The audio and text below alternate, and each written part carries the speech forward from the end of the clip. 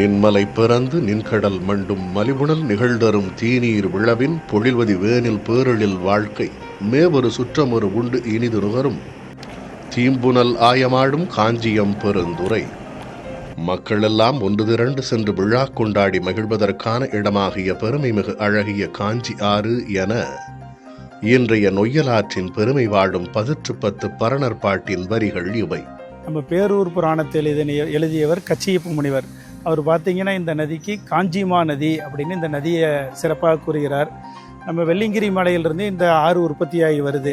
அதனால வெள்ளிங்கிரி மலையிலிருந்து உற்பத்தியாகி வரங்காட்டி இந்த ஆற்றுக்கு சிவநதி என்று பெயர். வெள்ளிங்கிரி ஈசனையே இந்த நதியாக காண்கிறதாக ஒரு ஐதீகம். அதனால இந்த நதிக்கு சிவநதி என்று பெயர் பேச்சு வழக்காக இருக்கின்றது. அந்த காலத்தில் பார்த்தீங்கன்னா நிரம்பி வழிஞ்சு கரை உரண்டி ஓடிச்சு இந்த ஆறு. 2 பக்கம் விவசாயம் நல்லா செழிச்சு இந்த ஊர் மக்கள் நல்லா இருந்தாங்க. கோவை மாவட்டத்தில் மேற்கு தொடர்ச்சி மலையில் பிறக்கும் நொய்யல் நதி கோவை, திருப்பூர், ஈரோடு மாவட்டங்கள் வழியாக பயணித்து சுமார் 180 கிலோமீட்டர் தூரம் கடந்து கரூர் மாவட்டத்தில் உள்ள நொய்யல் கிராமத்தில் காவிரி ஆற்றில் கலக்கிறது. காவேரியினோட உபநதியா இருக்கிற நொய்யலாறு இந்த கொங்கு பகுதியோட வளத்துக்கும் தொழிலுக்கும் மொழி எல்லாத்துக்கும் அடிப்படையா இருக்கு.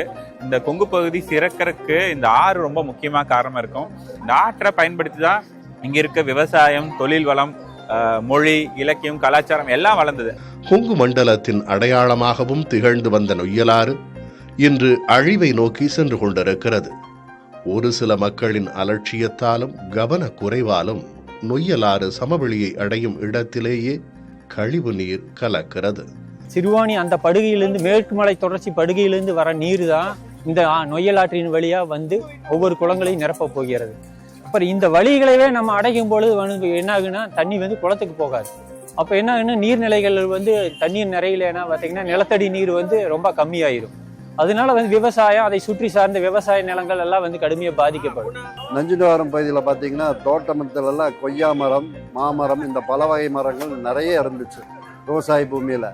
இப்போ பார்த்தீங்கன்னா இந்த கழிவு நீர் கலந்து அந்த உப்புத்தன்மையெல்லாம் அதிகரிக்கிறதுனால அந்த பல மரங்களெல்லாம் அழிந்து போயிடுச்சு. தென்னை மரம் இதுதான் சிலது இது இருக்குது.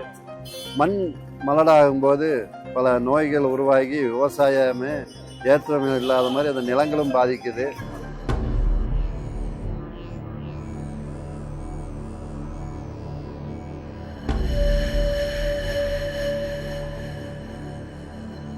ஒரு உயிரினம் தோன்றதிலிருந்து மறையிற வரைக்கும் அந்த ஆறு தான் வந்து ஒரு பிரதானமாக இருக்குது. நம்ம பிறக்கும் போதும் அந்த ஆறு தான் துணையாக இருந்தது. இறக்கும் பொழுதும் அந்த அஸ்தியை கரைக்கிறதுக்கு அந்த ஆறை தான் நம்ம வந்து தேர்ந்தெடுத்திருக்கோம். அந்த ஆற்றுல வந்து நம்ம நிறைய சடங்குகள்லாம் செய்கிறோம். அது நல்லா தான். ஆனால் வந்து என்னென்னா நம்ம சடங்குகள் செய்வதை வந்து இயற்கைக்கு எந்த ஒரு பாதிப்பும் இல்லாத வகையில் இருக்கணுன்றதை நான் ஃபஸ்ட்டு கேட்குறேன். ஏன்னா நிறைய பேர் வராங்க, அங்கே வந்து கொண்டு வர பொருட்கள் வந்துட்டு இங்கே விட்டுட்டு போகணுன்ற விதத்தில் வந்து நிறைய பிளாஸ்டிக் குப்பைகள் கொண்டு வராங்க. மேலும் பிளாஸ்டிக் உட்பட அனைத்து வகையான திட கழிவுகளையும் கொட்டும் குப்பை தொட்டியாகவும் ஆற்றை பயன்படுத்தி வருகின்றனர். இதனை தடுக்கும் பொருட்டும் விழிப்புணர்ச்சி ஏற்படுத்தும் வகையிலும் கோவை பேரூர் படித்துறை பகுதியில் கோவை குளங்கள் பாதுகாப்பு அமைப்பு, கிருஷ்ணா கலை அறிவியல் கல்லூரி, கற்பகம் கலை அறிவியல் கல்லூரி, பேரூராட்சி தூய்மை பணியாளர்கள் மற்றும் புதிய தலைமுறை அறக்கட்டளை நம்மால் முடியும் குழுவும் இணைந்து தூய்மைப்படுத்தும் களப்பணியை மேற்கொண்டன.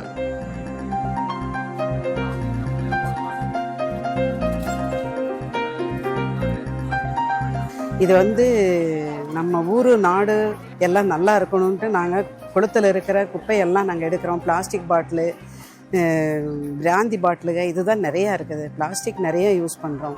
நம்ம வருங்கால தலைமுறைக்கு வந்து நம்ம தண்ணியை சேர்த்து வைக்கணும். நம்ம தாத்தா பாட்டி எல்லாம் வந்து நம்மளுக்கு குடிக்கிறதுக்கு தண்ணி, நல்ல இயற்கையான காற்று, நல்ல மரங்க நல்லா வச்சுருந்தாங்க.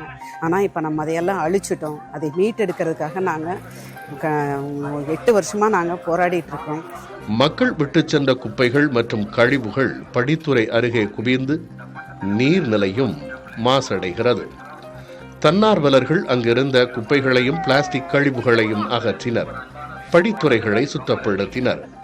ஒவ்வொரு வருஷமும் நாங்கள் வந்து இந்த மாதிரி ஆடி 18, ஆடி அமாவாசை, அதே மாதிரி நாங்கள் ஃப்ரீயாக இருக்கிற டைமெல்லாம் ஒவ்வொரு சண்டே வந்து நாங்கள் க்ளீன் பண்ணுறோம். க்ளீன் பண்ணிவிட்டு போய் ஒரு வாரம் கழிஞ்சு பார்த்தா திரும்ப அதே நிலைமை தான் வருது. மக்களுக்கு வந்து கொஞ்சம் கூட விழிப்புணர்வு இருக்கிறது இல்லை. அதாவது இதில் பிளாஸ்டிக்கெல்லாம் போட வேணாம்னு சொன்னால் கேட்க முடியாது. பிளாஸ்டிக்கோடு சேர்த்து அவங்க போடுற வேஸ்ட் பார்த்தீங்கன்னா சேரு, துண்டு, துணி எல்லாத்தையும் உள்ளே கொண்டு வந்து போட்டு நாங்கள் இப்போ வந்து சாக்கடைக்குள்ளே தான் வேலை செய்கிறோம். நொய்யல் வந்து சாக்கடை லெவல் கொண்டு போய் வச்சுக்கிறாங்க. என்எஸ்எஸ்னு ஒரு டீமும், என்சிசி ஒரு டீமும், அண்டு காலேஜ் வாலண்டியர்ஸ், அதாவது ஸ்டூடெண்ட்ஸ் வெவ்வேறு டிபார்ட்மெண்ட்லேருந்து ஒரு 27 பேர் வந்திருக்கோம். அதுபோக என்எஸ்எஸில் ஒரு 10 பேர், என்சிசியில் ஒரு 22 பேர் வந்திருக்கோம். இங்கே வந்து பார்க்கும்போது இந்த ஓரத்தில் நிறையா பாலித்தீன் கவர்ஸ், அந்த சாமி கும்பிட்டு அந்த குங்குமம் கவர்ஸ், நிறைய மாலை, பானை எல்லாமே இருந்துச்சு. அதெல்லாம் கொஞ்சம் க்ளீன் பண்ணி ஓரமாக எடுத்து வச்சுருந்தோம்.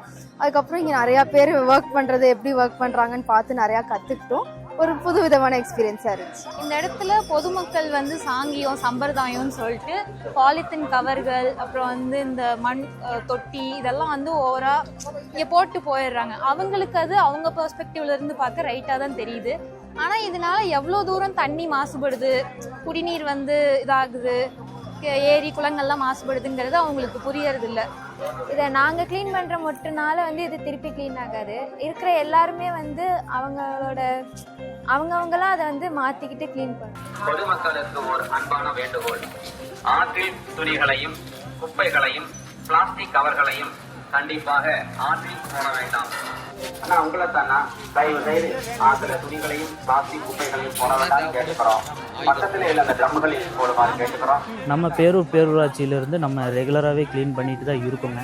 இருந்தாலுமே வந்துட்டு நம்மளுக்கு இங்கே ரெகுலராக 1000 பீப்புளுக்கு மேலே வரனால நம்மளுக்கு இங்கே கொஞ்சம் ஸ்ட்ரகிளாக தான் இருக்குங்க. ஏன்னா ஆற்றுக்குள்ளே விட்டாச்சுன்னா நம்ம அதை எடுக்கிற கஷ்டமாக இருக்குது. இதுக்கும் இங்கே வந்து நம்ம அலௌன்ஸ்மெண்ட் பண்ணுறோம். அது போக பேரூராட்சி சார்பில் இங்கே ஒரு 3 ட்ரம் வச்சுருக்கோம்.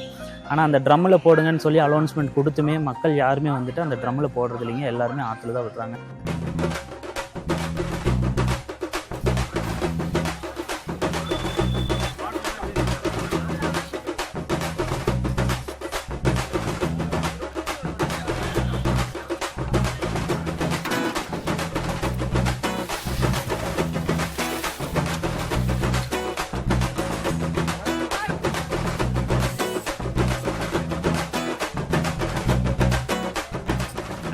ஆறு நல்லா இருந்தா தான் இந்த ஊர் நல்லா இருக்கும். இந்த ஆற்றை பாதுகாக்கிற முயற்சியில கோவை குளங்கள் பாதுகாப்பு அமைப்பும், நம்மால் முடியும் குழுவும், பேரூராட்சியும் இணைந்து இன்னைக்கு வந்து இந்த தூய்மை பண்ணிட்டு இருக்கோம். தொடர்ந்து ஆறை பாதுகாக்கணுங்கிறது எங்களுடைய குறிக்கோளா இருக்கு. இதற்காக நாங்க பயணிச்சிருக்கோம்.